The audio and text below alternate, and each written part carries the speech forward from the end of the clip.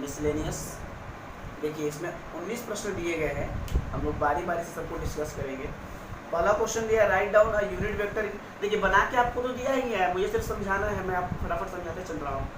लिखा हुआ है write down a unit vector in x y plane. देखिए एक वेक्टर है जो एक्स वाई प्लेन में है। अब आप समझ रहे होंगे जब एक्स वाई प्लेन में है, जैसे आप 10th क्लास में पढ़े थे, कोई अगर चीज़ एक्स अक्ष पर है, कोई चीज़ अगर एक्स अक्ष पर है तो उसका वाई निशान क्या होता है, 0 होता है।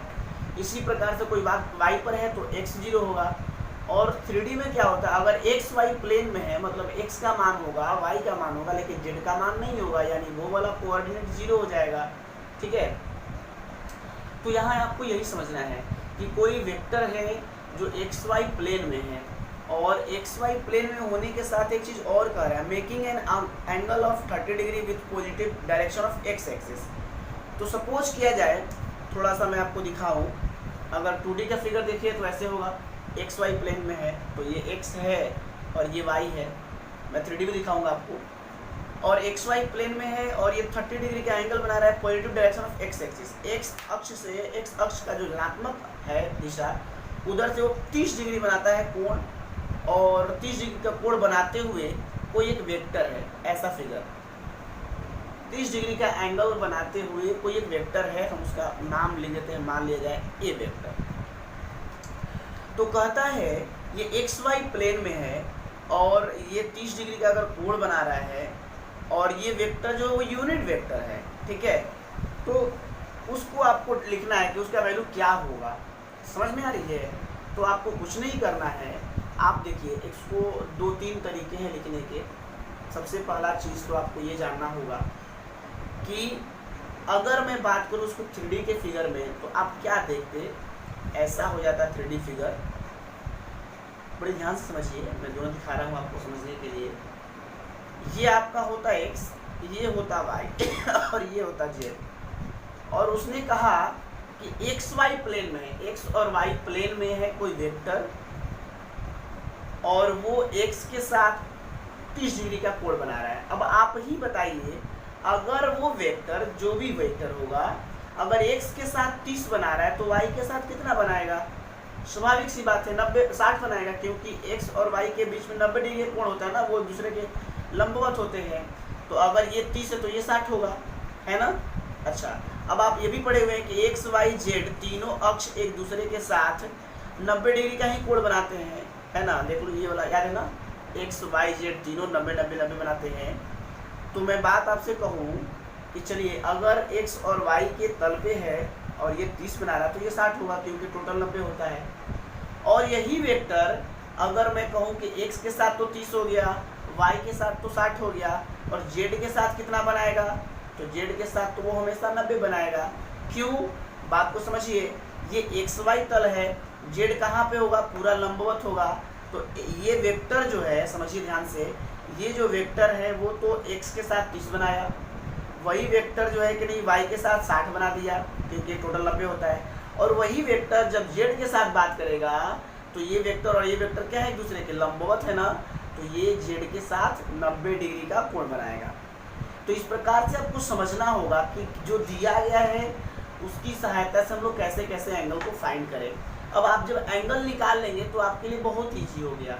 अब मैं आपको एक चीज़ लिख के दिखा रहा हूँ, चलिए ये समझ में आ गया। एक्स के साथ जो बना रहा है उसको हम लोग क्या बोलते हैं जी, अल्फा बोलते हैं। अल्फा बोलते तो अल्फा कितना है, 30 डिग्री। वाई के साथ जो बनाता है उसको हम क्या बोलते हैं, बीटा बोलते हैं, कितना है जी, 60 डिग्री। और जेड के साथ जो बनाता है उसको क्या बोलते हैं जी, गामा बोलते हैं, वो कितना है जी, 90 डिग्री। सारा एंगल आपने दिमाग लगा करके निकाल लिया। जैसे ही निकाला तो आपके लिए इजी हो गया। अब मैं सारा फिगर हटा करके डायरेक्ट लिख देता हूँ। चलिए आ जाइए, आ जाइए, समझिएगा, बस केवल कॉन्सेप्चुअल प्रश्न है। तो अब मुझे एक वेक्टर लिखना है, और मैंने कहा ध्यान से सुनिएगा कि कोई भी वेक्टर को हम लोग कैसे लिखते हैं, कंपोनेंट फॉर्म में, एक्स वाई, एक्स आई, वाई जे और जेड के। और मैंने आपको थ्योरी में पढ़ाया हुआ है कि अगर कोई यूनिट वेक्टर है तो हम एक्स के जगह पे direct cos alpha, cos beta और कॉस गामा भी लिख सकते हैं। समझिएगा क्यों लिख सकते हैं, आपको पता है पहले ही मैंने 10.2 में पढ़ाया था, cos alpha is equal to होता है x बटा में a का मॉड, कॉस बीटा होता है y बटा में a का मॉड, और कॉस गामा होता है z बटा में a का मॉड। और आपको पहले एक चीज़ कहा कि जो वेक्टर लिखना है वो यूनिट वेक्टर है। जब यूनिट वेक्टर है तो उसका मैग्नीट्यूड तो 1 होगा, और हम यहाँ 1 लिखे या ना लिखे कोई फ़र्क नहीं पड़ेगा। यहाँ भी 1 हो जाएगा तो कोई फ़र्क नहीं पड़ेगा, यहाँ भी 1 तो कोई फ़र्क नहीं पड़ेगा। और इस कंडीशन में x और कॉस अल्फा आपस में बराबर, y और कॉस बीटा आपस में बराबर, z और कॉस गामा आपस में बराबर। इसलिए हम x के जगह पे कॉस अल्फा, y के जगह पे कॉस बीटा और z के जगह पे कॉस गामा लिख सकते हैं। कब? अगर कोई यूनिट वेक्टर होगा तब। यूनिट वेक्टर को हम ऐसे भी लिख सकते हैं और हम ऐसे भी लिख सकते हैं। यहाँ तक जब आप समझ जाएंगे तब तो और इजी हो गया। अब अल्फ़ा बीटा गामा आपके साथ दिया गया है, बस मान रखिए और वेक्टर फाइंड कीजिए। चलिए जी, तो ये लिख दिया मैंने, कॉस अल्फ़ा का वैल्यू है 30 degree I cap, cos beta का मान है 60 डिग्री जे कैप, और गामा का मान है 90 डिग्री के कैप। सब लिंकिंग है। आप जब नहीं समझ में आए फिर से वीडियो को पॉज करके पीछे वापस जा करके देखिएगा, सब समझ में आएगा एकदम। मैंने आपको फिगर से दिखाया है। चलिए भाई, तो कॉस 30 अब कितना मान होता है? अगर आपको ये मान याद नहीं तो भाई 10th क्लास पढ़ना पड़ेगा एक बार। √3/2 होता है ना आई। कॉस 60 का मान होता है 1/2 और कॉस 90 का मान होता है 0। अब ये 0 से गुना करने पर तो 0 हो जाएगा। तो आपके सामने जो वेक्टर आया √3/2i प्लस 1/2j। अब आप कहेंगे सर ये तो यूनिट वेक्टर था, फिर ये सब मान कैसे आ गया? अब देखो, ये यूनिट वेक्टर ही है। इस यूनिट वेक्टर का डिफिनीशन आपने क्या पढ़ा है कि दो ऐसा वेक्टर जिसका मैग्नीट्यूड 1 हो, ठीक है। तो अगर मैं आपसे कहूँगा अगर मैग्नीट्यूड 1 कह रहा है तो आप उसका मैग्नीट्यूड निकाल के चेक कर लीजिए। अगर 1 आ जाएगा तो यूनिट वेक्टर होगा। तो मैं इसका अगर निकालूँ मैग्नीट्यूड तो क्या होगा, ए का मैग्नीट्यूड निकाल चेक करा रहा है, बस आपको फिल करा रहे हैं। तो क्या हो जाएगा, इसका स्क्वायर प्लस इसका स्क्वायर। इसका स्क्वायर क्या होगा 3/4, √3 का 3 हो जाएगा, 2 का 4। इसका क्या होगा 1 का 1 होगा, 2 का 4। जब आप ऐड करेंगे तो हो जाएगा 4/4, और जब कटाएंगे तो हो जाएगा 1। अब 1 से निकल जाएगा 1 और आ गया 1, इसलिए यह है यूनिट वेक्टर। तो इस प्रकार से आप इसको समझ सकते हैं। ठीक है, प्रश्न समझ में आया? एक्स वाई प्लेन में था, वैसे भी आप समझ रहे जब एक्स वाई प्लेन में होगा तो कॉस का वैल्यू तो 0 ही हो जाएगा। जेड एक्सिस में तो जेड में 0 हो गया है, कोई फर्क नहीं पड़ता है। एक्स वाई में था तो एक्स और वाई का मान है, जेड का मान 0। ऐसा भी आप समझ सकते थे। चलिए क्वेश्चन नंबर 2 देखते हैं। क्वेश्चन नंबर 2 क्या है? क्वेश्चन नंबर 2 देखते हैं, और उसका नंबर देना भूल गए थे, देखिए वो 1 नंबर था। क्वेश्चन नंबर 2 में लिखा है find the scalar component and magnitude of the vector joining the points P and Q। ये तो बहुत बच्चा क्लास वाला बात। चलिए, और 2 पॉइंट आपको दिए गए हैं, मान के चलिए ये है P और ये है Q, और आपको इसका कोऑर्डिनेट दिया है x1 y1 z1, इसका दिया है x2 y2 z2। ठीक है, ओके ओके ओके, चिंता नहीं करो, मैं ऐसे कर देता हूँ x2 y2 z2। ठीक है, 2 पॉइंट्स आपको दिए गए हैं और कहता है कि इन दोनों पॉइंट्स को जोड़ने वाला जो वेक्टर है उस वेक्टर का स्केलर कंपोनेंट और मैग्नीट्यूड दोनों निकालना है। तो सबसे पहला काम है कि वेक्टर तो बनाओ, और वेक्टर कैसे बनाते हो देखो, मैंने समझा दिया, इतनी बात समझा दिया, कब समझाने की जरूरत नहीं है। आपको बनाना है दोनों पॉइंट जोड़ने वाला वेक्टर यानी PQ वेक्टर। और अगर PQ वेक्टर बनाना है तो मैंने कहा ना आपको कि बाद वाले पॉइंट के कोऑर्डिनेट में से पहले वाले पॉइंट का कोऑर्डिनेट को आप घटाइए और उसमें I, J और K लगा दीजिए। तो क्या हो जाएगा, x2 में से x1 घटाएंगे तो x2 माइनस x1 I लगा देंगे, y में से y घटा देंगे तो y2 माइनस y1 J लगा देंगे, z2 में से z1 घटाएंगे तो क्या लिखेंगे z2 माइनस z1 और k लगा देंगे। ठीक है, इस प्रकार से मेरा वेक्टर बन गया।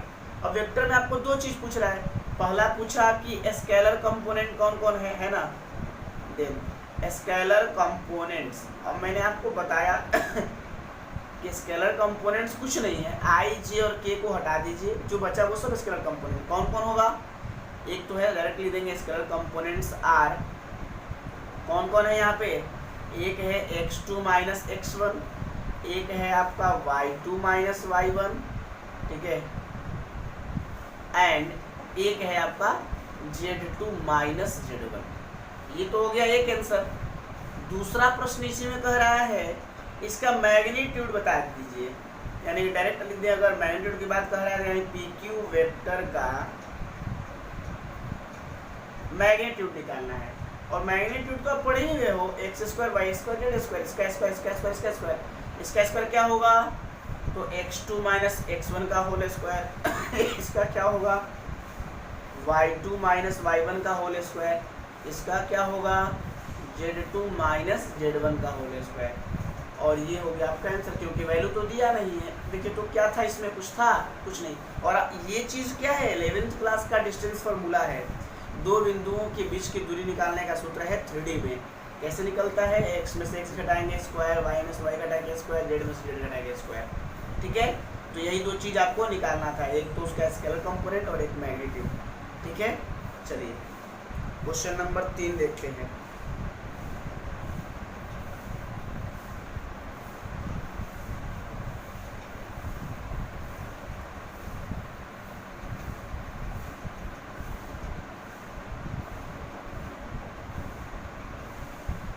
क्वेश्चन नंबर 3 लिखा है a girl walks 4 kilometre towards west. और देखिए ये अब समझने वाला प्रश्न है, थोड़ा बहुत आराम से समझिएगा। आपके पास एक ऐसे दिया हुआ है, मान के चलिए, और बताइए आपने पढ़ा होगा एटलस में ईस्ट वेस्ट और नॉर्थ साउथ किधर साइड होता है, ठीक है। ये देखिए आप ऊपर की तरफ नॉर्थ लेते हैं, है ना, आ रहा है ना, देखिए तो ऊपर की तरफ नॉर्थ, नीचे की तरफ साउथ, राइट साइड में ईस्ट और लेफ्ट साइड में वेस्ट। अब यहाँ प्रश्न कह रहा है कि एक लड़की है, एक girl walks 4 kilometre towards waste. एक लड़की 4 किलोमीटर पश्चिम की तरफ जाती है। तो वो कोई भी व्यक्ति स्टार्टिंग कहाँ से करता है? ओरिजिन से 4 किलोमीटर जाती है, मान के चलिए यहाँ से यहाँ तक आई और वो 4 किलोमीटर की दूरी तय की, ठीक है। यानी ये वाला डिस्टेंस कितना है? 4 किलोमीटर। फिर कहता है then she walks 3 kilometre in direction 30 degree east of north. फिर जहाँ पे वो है वो तो दिया ही है, उसके बाद कहता है कि उसके बाद वो फिर घूमती है, टहलती है, कहाँ पे? तो जहाँ थी वहाँ पे east of north. East of north थोड़ा समझिएगा, ईस्ट ऑफ नॉर्थ, उत्तर के पूर्व। जहाँ थी वहाँ से उत्तर से पूर्व की तरफ फिर मुड़ करके, मतलब घूमते हुए यहाँ आ गई। और फिर यहाँ पे मान के चलिए नॉर्थ ऐसे है, नॉर्थ है ना ऊपर की तरफ, ये आपका नॉर्थ है। तो नॉर्थ से जहाँ आई टहल करके अब वहाँ से 30 डिग्री पूरब की तरफ ऐसे तिरछा घूम गई और फिर 3 किलोमीटर की दूरी डिस्टेंस तय की। यानी वो व्यक्ति यहाँ से यहाँ आई, फिर वो नॉर्थ से 30 डिग्री, अब ये यहाँ से खड़ी हो गई, खड़ी होकर के 30 डिग्री का कोण बनाते हुए मुड़ गई। थोड़ा रुक दीजिएगा।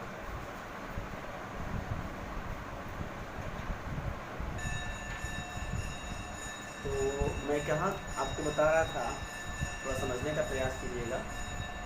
मैं इसको और बड़ा कर देता हूँ ताकि आपको समझ में आ जाए। नॉर्थ है आपका, ठीक है। तो कहा कि एक लड़की है जो पश्चिम की तरफ 4 किलोमीटर जाती है और फिर वहाँ से वो उत्तर से पूर्व की ओर, मतलब वहाँ खड़ी हो जाती है, उत्तर की तरफ मुँह कर लेती है, फिर वहाँ से 30 डिग्री पूरब की तरफ घूम करके और 3 किलोमीटर मूव करती है। यानी ये वाला जो डिस्टेंस है वो 3 किलोमीटर है। ये 4 किलोमीटर, ये 3 किलोमीटर। अब वो कहता है आगे कि एंड स्टॉप्स, और वहाँ जाके वो रुक जाती है। यहाँ से आई और यहाँ जा कर के वो स्टॉप कर जाती है, रुक जाती है। आप देख रहे हैं एक ही डायरेक्शन है, ये यहाँ से आया और फिर यहाँ से मूव किया और फिर ऐसे चला गया। तो लास्ट में कहते हैं determine the girls displacement from her initial point of departure. कहता है कि उस लड़की के द्वारा उसके इनिशियल पॉइंट से, प्रारंभिक बिंदु से, जहाँ पर वो विस्थापित हुई है, जहाँ तक पहुँची है अपने प्रस्थान बिंदु तक, कितनी दूरी तय की, उसको आपको विस्थापन को क्या करना है, निकालना है। डिस्टेंस नहीं निकालना, डिस्प्लेसमेंट निकालना है। और डिस्प्लेसमेंट वैसे भी आप पढ़े हुए हैं, विस्थापन किसे कहते हैं, किसी भी वस्तु द्वारा तय की गई जो दूरी होती है या जो रास्ता होता है उसके प्रारंभिक और अंतिम बिंदु के बीच की न्यूनतम दूरी को विस्थापन कहते हैं। वो एक सदिश राशि है। तो यहाँ से यहाँ तक को निकालना है। सदिश राशि मतलब एक प्रकार का वेक्टर है। अगर वो वेक्टर है तो हमें ये वेक्टर फाइंड करना है। और ये वेक्टर जो है, मैं इसका एक नाम लिख देता हूँ, जैसे OP लिख देते हैं, ठीक है। यानी आपको फाइंड क्या करना है। अच्छा, आवाज़ नहीं आ रहा है। अच्छा सॉरी, वो मैं माइक ही बंद कर दिया था। ठीक है, मैं बोल देता हूँ फिर से। मैंने जो कहा वो मैं बोल देता हूँ फिर से। मेरे कहने का मतलब है कि प्रश्न में आपको लिखा हुआ है कि एक लड़की जो है वो अपने प्रारंभिक बिंदु से, मूल बिंदु से पश्चिम की तरफ जाती है 4 किलोमीटर। फिर वहाँ से वो उत्तर की तरफ मुंह करके खड़ी हो जाती है और वहाँ से 30 डिग्री का ये कोण आपको दिया गया है, एंगल का मान 30 डिग्री, ठीक है। जगह नहीं है, मैं इसलिए यहाँ लिख देता हूँ। 30 डिग्री ये कोण का मान दिया गया है। वो 30 डिग्री पूरब की तरफ मुड़ जाती है और मुड़ने के बाद 3 किलोमीटर की दूरी तय करती है और वो वहाँ पहुँच जाती है बिंदु P पर। जब वो अंतिम बिंदु पर पहुँचती है तो कहता है कि उस बिंदु तक उसके प्रारंभिक बिंदु से तय किया गया जो विस्थापन है उसे आप फाइंड कीजिए, बताइए। मतलब आपको विस्थापन ज्ञात करना, और विस्थापन एक प्रकार का सदिश राशि है। तो कैसे ज्ञात करेंगे इसको समझना होगा आपको। देखिए, सबसे पहला बात कि आपको ये फिगर है, इस फिगर की सहायता से आपको OP वेक्टर फाइंड करना है। क्या ज्ञात करना है आपको, OP वेक्टर। और डायरेक्शन देखिए उसका कैसे है, यहाँ से P की तरफ है। अब आपने ट्रायंगल लॉ पढ़ा है एकदम स्टार्टिंग से। ट्रायंगल लॉ में आपको बताया गया है कि अगर किसी वेक्टर के किसी ट्रायंगल की 2 भुजाएं एक ही डायरेक्शन में हो, जैसे कि ये ऐसे आया फिर ऐसे गया, एकदम एक डायरेक्शन में चल रहा है ऐसे, तो उन दोनों का, या ऐसे भी पढ़े हुए हैं कि किसी 2 वेक्टर्स में एक वेक्टर का हेड दूसरे वेक्टर के टेल से मिल जाए, तो उन दोनों का जो सम है, जो योग है, वो त्रिभुज की तीसरी भुजा देता है जो अपोजिट डायरेक्शन में है। इसका डायरेक्शन क्या है, देखिए इसका डायरेक्शन है ऐसे, घड़ी की दिशा में, ऐसे ऐसे ऐसे। लेकिन ये जो जोड़ है वो कैसे देगा, अपोजिट डायरेक्शन। ये इधर से आ रहा था, ये इधर से जाएगा, यानी ये वाला जो वैल्यू है वो इन दोनों का जोड़ होगा। अगर हम इसको A वेक्टर बोले, इसको B वेक्टर बोले, तो इन दोनों का जोड़ कौन बताएगा, ये बताएगा, जिसका मान होगा A vector plus B vector. ये इन दोनों के जोड़ के बराबर होगा। कहाँ से, तो triangle law of vector addition से। वही जो रूल है हम लोग यहाँ फॉलो करेंगे। यहाँ देखिए डायरेक्शन, और ये देखिए डायरेक्शन, और ये देखिए डायरेक्शन। इन दोनों का डायरेक्शन सेम है, लेकिन इसका डायरेक्शन अपोजिट है, और यही हमें फाइंड भी करना है। और पता ही ये वो क्या देता है, तो दोनों वेक्टर का सम के बराबर होता है। क्यों, triangle law of vector addition की सहायता से हम जानते हैं कि अगर किसी त्रिभुज की 2 भुजाएं सेम डायरेक्शन में हो और तीसरी भुजा अपोजिट डायरेक्शन में हो, तो उन दोनों भुजाओं का, दोनों वेक्टर्स का जो सम है वो त्रिभुज का तीसरी भुजा देता है। तो उस आधार पे OP अगर निकालना है तो OP का मान होगा OA, अगर मान लो इसको नाम देते हैं A, OA vector plus AP vector. क्या होगा, OP वेक्टर जो है ये बराबर होगा OA vector plus AP vector. इस बात को आप एकदम याद कर लीजिए। कहाँ से, तो इसका नाम है triangle law of vector addition. देखिए मैंने शॉर्ट में लिखा है, अच्छा दिख नहीं रहा है, मैं दिखा दूंगा। T और triangle L for law of vector addition. आप पूरा लिख देंगे, इसमें क्या दिक्कत है।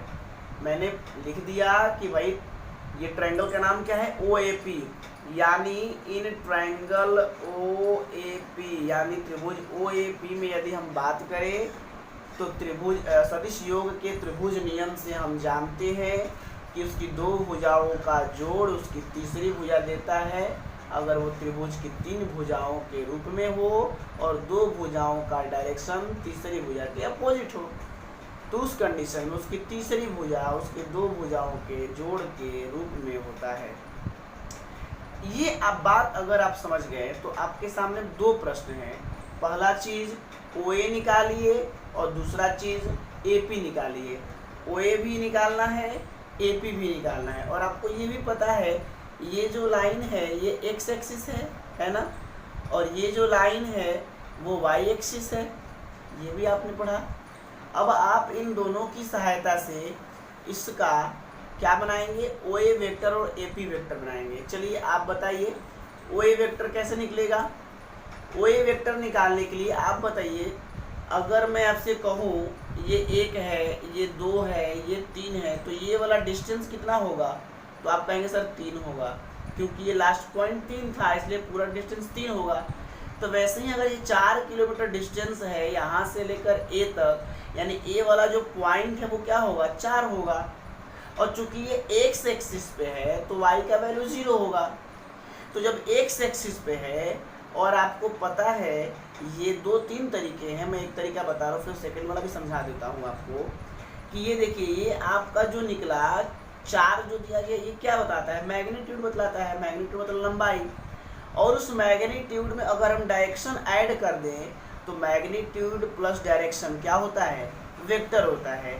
तो मैग्नीट्यूड है 4 और इस डायरेक्शन में यूनिट वेक्टर कौन होता है, एक्स एक्सिस के लिए यूनिट वेक्टर तो आई कैप, यानी इसमें अगर हम आई लगा दें तो ये बन जाएगा मेरा OA वेक्टर। वेक्टर में क्या क्या होता है, मैग्नीट्यूड प्लस डायरेक्शन। तो मैग्नीट्यूड निकल गया कि 4 किलोमीटर है तो 4, और डायरेक्शन कौन बताएगा उसके, तो वो किस एक्सिस पे है, किसके डायरेक्शन में, तो एक्स एक्सिस के डायरेक्शन में है, और एक्स एक्सिस के डायरेक्शन में यूनिट वेक्टर तो आई होता है। और इन दोनों को जोड़ देंगे, बता देंगे तो क्या लिखेंगे, OA वेक्टर हो जाएगा। यानी OA वेक्टर मेरा कितना हो गया, 4i। एक तो काम हो गया मेरे पास। अब मुझे सिर्फ AP वेक्टर फाइंड करना होगा। ये वेक्टर अगर निकल जाए तो दोनों को ऐड कर देंगे, सिंपल प्रश्न तो दिया गया है।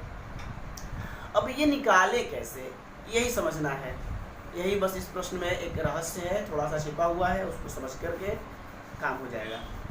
अब देखिए AP वेक्टर जो है ना तो x एक्सिस पे है ना y एक्सिस पे है, वो तो x और y एक्सिस के मध्य में है।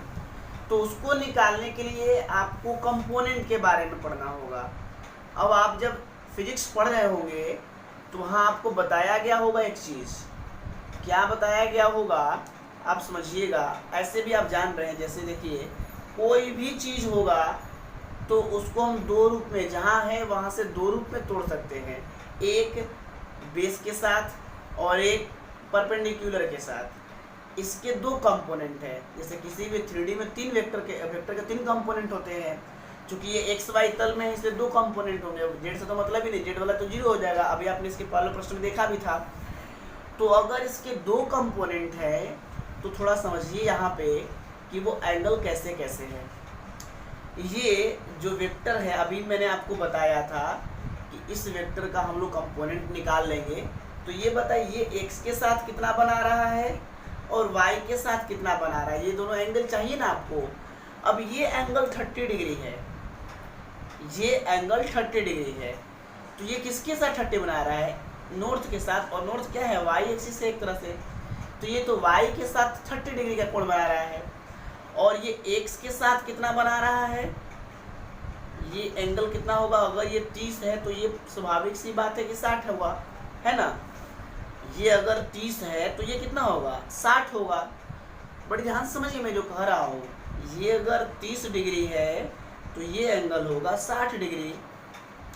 और उसके बाद जब ये दोनों एंगल आपको मिल जाएंगे तो फिर आप आराम से इसके कंपोनेंट फाइंड कर लेंगे। एक बात और मैं कहूँ आपसे कि थोड़ा ध्यान रखिएगा, वहाँ पे डायरेक्ट हम लोग लिख दिए थे कि A vector is equal to cos alpha i, cos beta j और कॉस गामा के। मैंने कहा था ये cos alpha, cos beta, cos gamma x y z के जगह पे लिखे थे ना। क्यों, क्योंकि वहाँ पे यूनिट वेक्टर था। यहाँ तो यूनिट वेक्टर है नहीं, यहाँ तो 3 यूनिट वेक्टर है, मतलब 3 उसका जो है कि कंपोनेंट है ना, मैग्नीट्यूड तो 3 दिया है, आपको मैग्नीट्यूड तो मालूम है, सिर्फ डायरेक्शन फाइंड करना है, और डायरेक्शन यूनिट वेक्टर बतलाता है। तो हम लोग क्या करेंगे कि यूनिट वेक्टर आप निकाल करके 3 से मल्टीप्लाई कर दीजिए, तो आपको बन जाएगा, बात सुना रही है, डायरेक्शन में मैग्नीट्यूड लगा देंगे तो ये वो मेरा बन जाएगा वेक्टर। तो थोड़ा आराम से समझिए इस चीज़ को। चलिए मैं यहाँ से इसको हटा देता हूँ और आपको दिखाता हूँ। तो अब आप यहाँ पे देख रहे होंगे एक्स अक्ष के साथ कितना कोण बना रहा है, वाई अक्ष के साथ कितना कोण बना रहा है, ठीक है। चलिए जी, तो देखते हैं हम लोग एक्स के साथ कितना बना रहा था, ये देखिए एक्स एक्सिस है, एक्स के साथ कितना बना रहा है 60, वाई के साथ कितना बना रहा है 30, बात समझ आ रही है। और हम लोग जो ये cos alpha cos beta gamma use कर रहे हैं वो क्या है समझिएगा, वो क्या है, वो है उस यूनिट वेक्टर को बतला रहा है।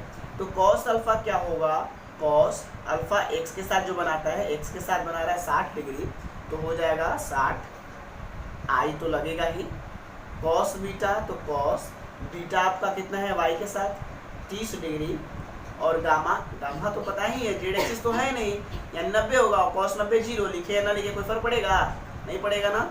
फिर भी अगर आपकी इच्छा हो तो आप बेझिझक लिख सकते हैं, कोई दिक्कत नहीं है। कि ये निकल रहा है मेरा यूनिट वेक्टर, और मेरा मैग्नीट्यूड मालूम है 3, उस यूनिट वेक्टर में 3 से गुना कर देंगे तो मेरा निकल जाएगा उसका वेक्टर। चलिए जी, कॉस 60 का मान कितना होता है 1/2, कॉस 30 का मान होता है √3/2, और कॉस 90 तो 0 हो जाता है तो लिखेंगे ही नहीं, छोड़ दीजिए। ये मेरा निकल गया यूनिट वेक्टर, और यूनिट वेक्टर बतलाता है डायरेक्शन। अब ये मेरा ए का यूनिट वेक्टर निकला हुआ है, अगर ये यूनिट वेक्टर निकला हुआ है तो हमें इसमें 3 से गुना करना होगा, क्योंकि 3 मैग्नीट्यूड का वेक्टर है, तो यूनिट वेक्टर में 3 से गुना कर देंगे, ठीक है। चलिए, तो मेरा बन जाएगा एपी वेक्टर। ये नहीं समझिएगा तो वो मेरा नोट्स देख करके आपको समझ में नहीं आएगी, और ये जो मैं बता रहा हूँ बहुत इजी वे में आपको समझा रहा हूँ। एपी वेक्टर बनाना है, एपी वेक्टर बनाना है तो मैं आपको क्या करना होगा कि उसके मैग्नीट्यूड से, उसका मैग्नीट्यूड कितना है, यानी उसका मैग्नीट्यूड मतलब ऐसे है ना, उसमें उसका यूनिट वेक्टर जिसको हम ए मान लिए हैं थोड़ी देर के लिए, उससे गुना कर देंगे, मैग्नीट्यूड और डायरेक्शन बन गया वेक्टर। मैग्नीट्यूड दिया है 3 और वेक्टर का यूनिट वेक्टर आया है आपका ये 1/2i प्लस √3/2j। अब आप 3 से जब गुना करेंगे, इसको मैं हटा देता हूँ, तो क्या हो जाएगा 3/2i प्लस 3√3/2j, ये बन गया आपका एपी वेक्टर। अब जब आपका ये वेक्टर तैयार हो गया तब आप इसको यहाँ पुट कीजिए और वैल्यू फाइंड कीजिए, बस सिंपल। चलिए, तो बस मुझे यही निकालना था, मैंने आपको बता दिया, ट्रायंगल ला लगाया, ट्रायंगल ला में आपको ये दोनों भुजा चाहिए, वेक्टर चाहिए, ये वेक्टर निकाल दिए, इसका मैग्नीट्यूड 4 था और इसका यूनिट वेक्टर था i, क्योंकि ये एक्स एक्सिस में है, ये एक्स और वाई में नहीं था, इसलिए इसका यूनिट वेक्टर निकालना पड़ा। यूनिट वेक्टर कैसे निकाले आपने देखा, और उसमें मैग्नीट्यूड से ऐड कर दिए तो ये भी बन गया वेक्टर। जब सब कुछ निकल गया तब मैं अब अंत में वहाँ पर जो स्टार्टिंग वाला भाग दिया गया है मेरे पास, वहाँ पे इसको लिख देंगे। एपी का मान कितना दिया है मेरे पास, यहाँ आ गया है एपी का मान, एपी का मान है 3/2i प्लस 3/2j। देखिए, इससे आसानी से आप ना तो समझ सकते हैं ना कोई समझा सकता है, मैं उम्मीद करता हूँ। और वो ये कितना था, अच्छा एक चीज़ छूट गया, थोड़ा सा समझ लीजिएगा, समझ लीजिए, मैं बता रहा हूँ। ये जो आप देखे थे यहाँ 4 किलोमीटर था ना, ये पता है कि एक्स एक्सिस का यूनिट वेक्टर आई होता है, लेकिन आई होता है और माइनस आई भी होता है। पॉजिटिव डायरेक्शन में रहता है इधर साइड में तो आई लिखते, निगेटिव डायरेक्शन में था, डायरेक्शन चेंज करता था, इसलिए वहाँ पे क्या लिखेंगे माइनस आई होगा, इसलिए यहाँ पे ओ ए कितना होगा थोड़ा समझ लीजिएगा, -4i, क्योंकि ये निगेटिव डायरेक्शन में जा रहा है। अब वैसे भी जब 9th क्लास में थे तो वहाँ प्रश्न देता था 4 किलोमीटर पूर्व, तो पूर्व को आप प्लस मानते, ऐसे भी आप लिखते हैं ना भाई, देखो ना, ये आप तो पढ़े हुए हो ना, इसको एक्स बोलते हो, इसको एक्स डैश बोलते हो, क्यों, ये प्लस वाला है, ये माइनस वाला है, इसको आप वाई बोलते हो गया क्या। क्योंकि थोड़ा सा है चलो है, बस जल्दी से मैं समझा देता हूँ, कुछ नहीं करना है। ठीक है भाई, समझ गए, इसलिए माइनस होगा। अब देखो, अब जब सब कुछ हो गया तो बस इसको जोड़ दो, जोड़ना तुम्हारा काम है भाई। बस यही जोड़ करके हम लोग आज इसको खत्म करेंगे, नेक्स्ट कल देखेंगे। कल शायद खत्म हो जाएगा, परसों से कैलकुलस स्टार्ट। ये देखो आई वाला है, ये आई वाला है, आई वाला को एक में जोड़ोगे, ठीक है, आई वाले को एक में जोड़ना है, तो ये -4 है, और ये है 3/2, इसको एक साथ जोड़ेंगे आई वाला, और ये हो जाएगा 3/2, ये जे वाला। चलो इसको कैसे जोड़ोगे, बटा पर जोड़ बनाओगे, 2 2 चौके 8 -8 + 3 आई हो जाएगा। अरे जोड़ना तुम्हारा काम है भाई, 3/2 जे, चलो जी, -8 और 3 -5/2 आई और 3/√3/2 जे। ये हुआ आपका उस लड़की का ओरिजिनल डिस्प्लेसमेंट अपने प्रारंभिक जगह से अंतिम बिंदु तक पहुंचने का। ये जो डिस्प्लेसमेंट था वो मैंने निकाला। और आप पढ़ते थे तो विस्थापन एक सदिश राशि है, वहाँ पर आपको समझ में नहीं आता था, आज देखा ना आपने वेक्टर ग्रुप में आया हुआ है। तो यही है क्वेश्चन नंबर आपका 4 था ना, 3 था। और इसके बाद हम लोग नेक्स्ट जो क्वेश्चन बचे हैं उसको हम कल देखेंगे। आप लोग थोड़ा जल्दी आ जाएंगे, मैं भी कोशिश करूँगा जल्दी ही हो जाए, ताकि कल ख़त्म हो जाए। कल एकदम ख़त्म करके परसों से कैलकुलस हम लोग स्टार्ट करेंगे। परसों शायद कितना तारीख है, 8 तारीख है, ठीक है। तो ठीक है, आज के लिए इतना ही, और आज वाला वीडियो मैं आज ही डाल दूँगा, कोशिश करूँगा आप लोग उसको रिवाइज कीजिए। चलिए ठीक है।